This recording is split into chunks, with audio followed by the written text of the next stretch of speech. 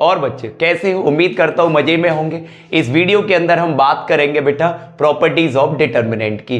Properties of determinant बेटा determinant को बहुत आसान बना देती हैं, इन्हीं की इस वीडियो के अंदर बात करने वाले हैं। तो बेटा देखो, सबसे पहले नंबर 1 प्रॉपर्टी नंबर फर्स्ट, ये क्या कहती है बेटा? मान लो तुम्हारे पास एक डिटर्मिनेंट है, delta is equal to A11 A12 A13 A21 A22 A23 A31 A32 A33।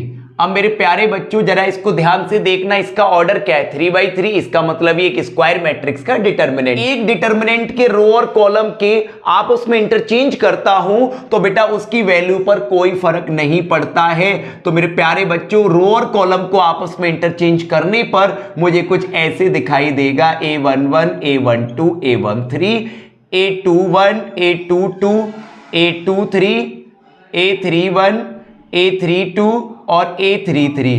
अगर एक बात इस बात को याद रखना मेरे बच्चों कि अगर तुम किसी भी एक डिटर्मिनेंट के रो और कॉलम के आपस में इंटरचेंज कर देते हो तो उसकी डिटर्मिनेंट वैल्यू पर कोई फर्क नहीं पड़ता है बेटा। तो डेल्टा इक्वल होगा डेल्टा 1 को। तो इस बात को मैं एक एग्जांपल के द्वारा क्लियर करते हैं। फॉर एग्जांपल मेरे प्यारे बच्चों में एक छोटा सा एग्जांपल लेता हूं 2/2 ऑर्डर का। तो मैंने एक डिटर्मिनेंट लिया 1 2 3 4। सभी बच्चे जानते हैं इसको सॉल्व कैसे करेंगे। इसका मल्टीप्लाई इससे और इसका इससे, 4 बन जा 4 माइनस 3 2 जा 6। अब मेरे प्यारे बच्चों इसका आंसर आ रहा है -2। अगर मैं ऐसा करूं अकॉर्डिंग दिस प्रॉपर्टी, इसको मैंने लेट कर लिया डेल्टा 1 जो मुझे मिलने वाली है नई डिटर्मिनेंट। बेटा रो को कॉलम में कन्वर्ट कर दो 1 2 3 4। देखो बेटा रो को कॉलम में कन्वर्ट कर दिया। ऐसा करने से मैं देखना चाहता हूं क्या इसकी वैल्यू पर, क्या इसके आंसर पर फर्क पड़ता है।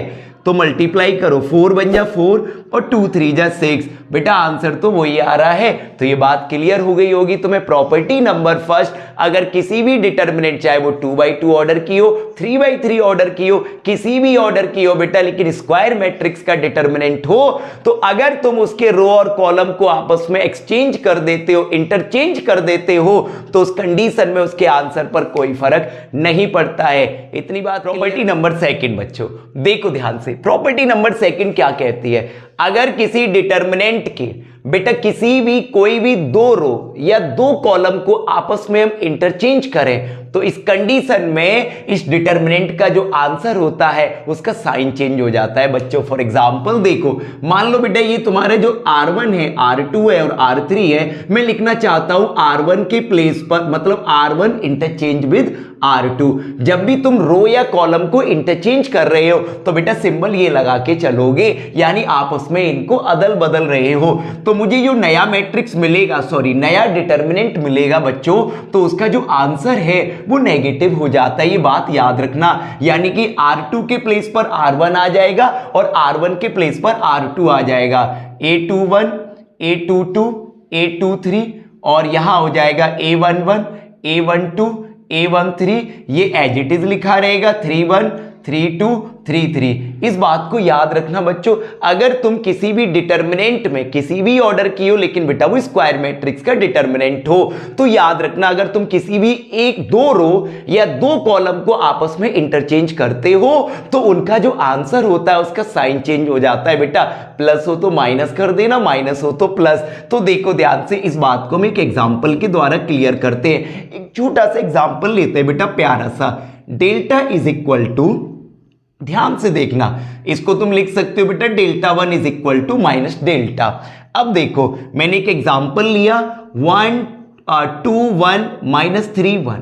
अब मैंने इसको सॉल्व किया बच्चों, तो 2 बन जाए 2, इसका इंटू इसमें करोगे नेगेटिव आता है, ये -3 पहले से हो रहा है प्लस हो जाएगा। तो बेटा ये आ गया तुम्हारा 5। अब मैं क्या करूंगा, इसके रो और कॉलम को आपस में इंटरचेंज करूंगा। तो मैं चाहता हूं कि मैं R1 इंटरचेंज विद R2 करूं। तो ऐसा करने से मैं देखता हूं आंसर पर क्या फर्क पड़ता है। तो मुझे नया जो डिटर्मिनेंट मिल रहा है बेटा, तो ऐसा करने से बच्चों देखो मुझे क्या मिलेगा यहां पर। तो मैंने R1 इंटरचेंज विद R2 कर रहा हूं, तो ये हो जाएगा मेरा -3 1 और 2 1। अब मैं देखता हूं इसको सॉल्व करता हूं बेटा, इसका आंसर इसके जस्ट अपोजिट साइड में आ रहा है कि नहीं आ रहा। तो 3 बन जा 3 और 2 बन जाए 2। अरे ये क्या भाई, ये तो -5 आ गया, यानी डेल्टा 1 जो है बेटा वो किसके इक्वल आ गया, माइनस ऑफ डेल्टा के। तो एक बार फिर से क्लियर कर देता हूं बच्चों, अगर किसी भी डिटर्मिनेंट में तुम कोई भी दो रो या कोई भी दो कॉलम को आपस में इंटरचेंज करते हो तो बेटा याद रखना आगे माइनस, यानी कि उनके आंसर का जो साइन होता है वो चेंज हो जाता है। इतनी बात क्लियर है बच्चों। अब हम बात करेंगे प्रॉपर्टी नंबर 3। प्रॉपर्टी नंबर 3, इसमें क्या होता है बहुत ध्यान से समझना, बहुत प्यारी प्रॉपर्टी है बच्चों ये। मान लो तुम्हारे पास एक डिटर्मिनेंट है बेटा, और किसी भी एक डिटर्मिनेंट में ऐसा होता है कि कोई भी दो रो, 2 रोज और 2 कॉलम्स के एलिमेंट अगर आपस में इक्वल हो बेटा, तो याद रखना इस कंडीशन में उस डिटर्मिनेंट का आंसर 0 हो जाता है। तो मेरे प्यारे बच्चों इस बात को एक एग्जांपल के द्वारा समझो। एक बार मैं फिर से बताता हूं बेटा, अगर किसी डिटर्मिनेंट में कोई भी दो रो या कोई भी दो कॉलम के एलिमेंट अगर आपस में इक्वल हो तो इस कंडीशन में याद रखना बच्चों इसका आंसर 0 हो जाता है विदाउट एक्सपेंडिंग। तो देखो बेटा फॉर एग्जाम्पल मैंने एक यहां पर डिटर्मिनेंट लिया, डेल्टा इज इक्वल टू 1 2 3 3 2 1 1 2 3। तो मेरे बच्चों ध्यान से देखो, इसमें फर्स्ट रो और थर्ड रो के एलिमेंट बराबर है तो इसका आंसर 0 हो जाएगा। और ब्रैकेट में लिख देना बेटा सिंस, क्योंकि R1 किसके इक्वल है बेटा, R3 के। तो इस कंडीशन को हमेशा याद रखना बेटा। एक और एग्जांपल देख लेते हैं हम, डेल्टा 1 इज इक्वल टू -1 2 -1 -1 2 -1 0 1 2।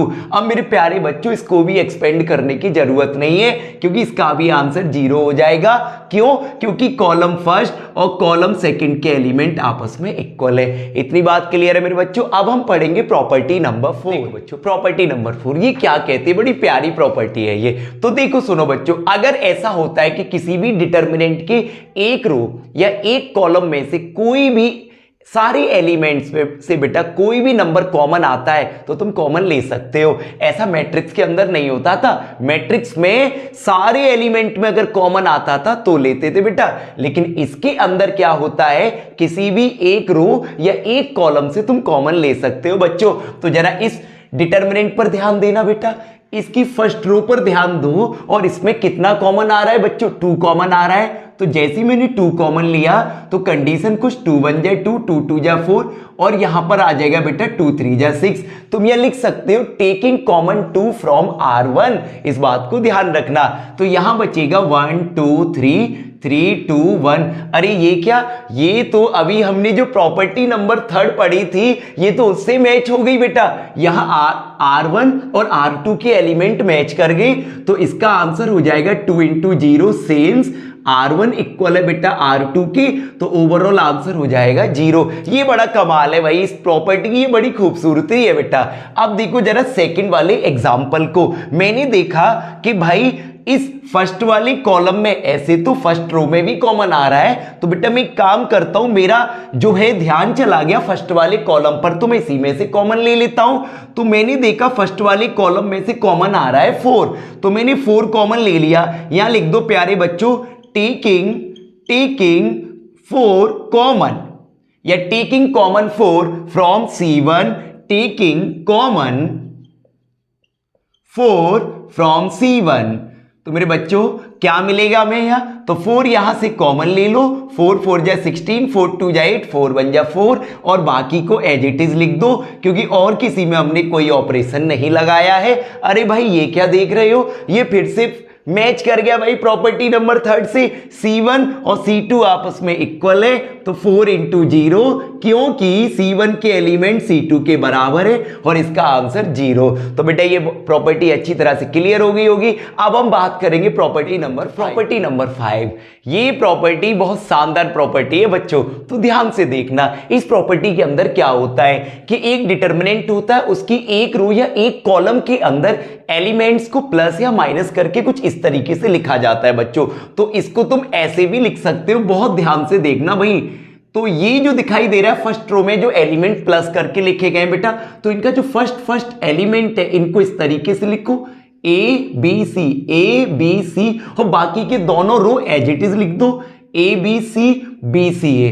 अब बेटा इनके बीच में किसका साइन है, प्लस का, इसको एक अलग डिटर्मिनेंट के अंदर लिखो BCA लाइक दिस बेटा, बाकी की दोनों रो सेम लिख दो। भाई कमाल की प्रॉपर्टी है भैया, बिल्कुल ठीक सुना बेटा। तो देखो इस कमाल की प्रॉपर्टी से ये कमाल होता है कि जैसे मैंने ये अलग अलग लिखा तो भाई मुझे क्या दिखा कि इसमें फर्स्ट रो और सेकंड रो के एलिमेंट आपस में इक्वल है, तो इसका आंसर 0 हो जाएगा।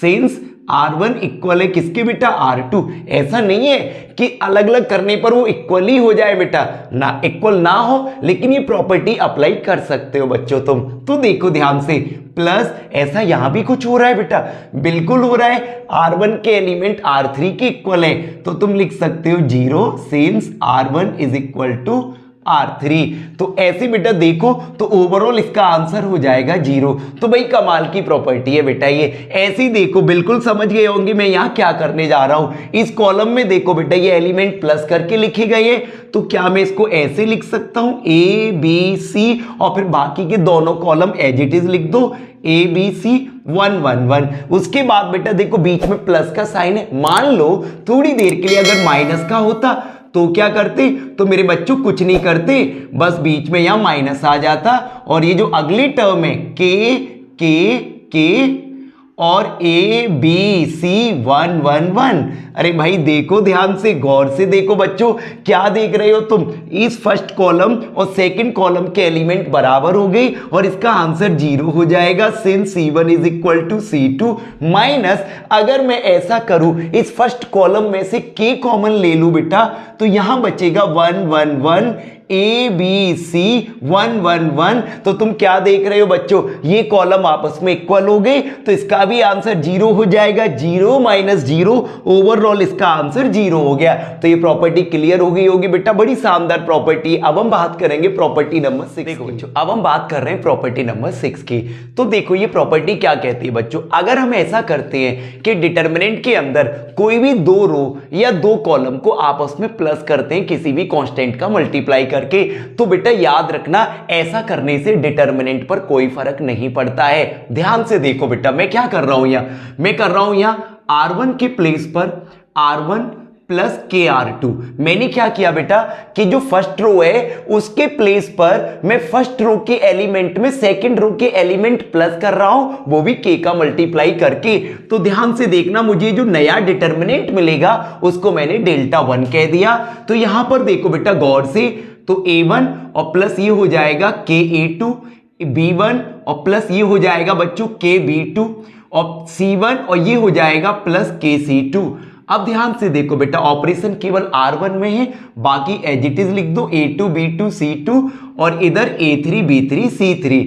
तो मेरे बच्चों मैंने कहा कि ये जो मुझे डिटरमिनेंट मिलता है ये और ये दोनों के आंसर आपस में एक ही होंगे, इक्वल होंगे। मैं ये अभी प्रूव करके दिखाता हूं, घबराना मत बच्चों। अभी देखो, अभी हमने प्रॉपर्टी नंबर 5 पढ़ी थी बेटा, उसी को अप्लाई करता हूं यहां में। तो डेल्टा 1 मुझे इस तरीके से दिखाई देगा, A1 A2 A3 B1 B2 B3 और मेरे बच्चों C1 C2 C3। मैंने क्या किया, ये फर्स्ट एलिमेंट इसके ले लिए बेटा। अब देखो ये प्लस है, अभी हमने प्रॉपर्टी नंबर 5 के अकॉर्डिंग हम ये कर रहे हैं। तो अब देखो बच्चों जो अगली उसमें आएगा डिटरमिनेंट में वो आएगा KA2 KB2 and KC2, A2 B2 C2 A3 B3 C3।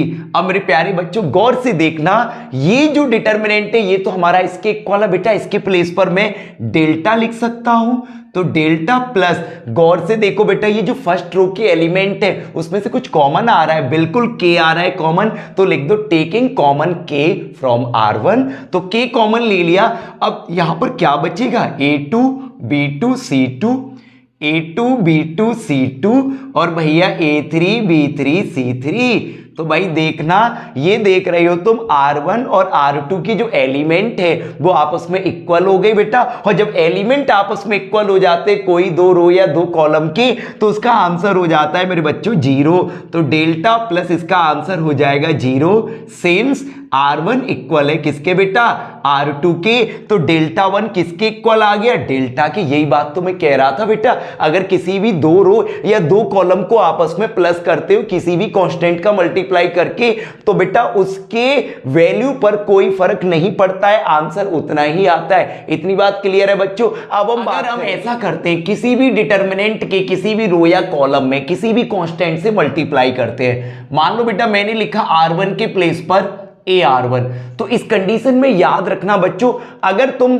First row में A का मल्टीप्लाई कर रहे हो तो बेटा तुम्हें क्या करने का, बाहर A का डिवाइड देने का बेटा। तो याद रखना इस कंडीशन को बेटा। तो AA1, AB1 एंड AC1, बाकी एज इट इज रहेंगे A2, B2, C2, A3, B3 और C3। अब मेरे प्यारे बच्चों याद रखना इस बात को, कभी मत भूलना, अगर मल्टीप्लाई कर रहे हो किसी एक रो या कॉलम में तो बेटा उसका डिवाइड दे देना बाहर, अगर डिवाइड कर रहे हो तो मल्टीप्लाई कर देना इस कंडीशन में। लेकिन अगर ऐसा करते हो तुम कि R1 के प्लेस पर R1 प्लस AR2, बेटा अगर तुम कोई भी दो रो को प्लस करते हो किसी कांस्टेंट का इनटू करके, तो इस कंडीशन में तुम बाहर डिवाइड मत देना।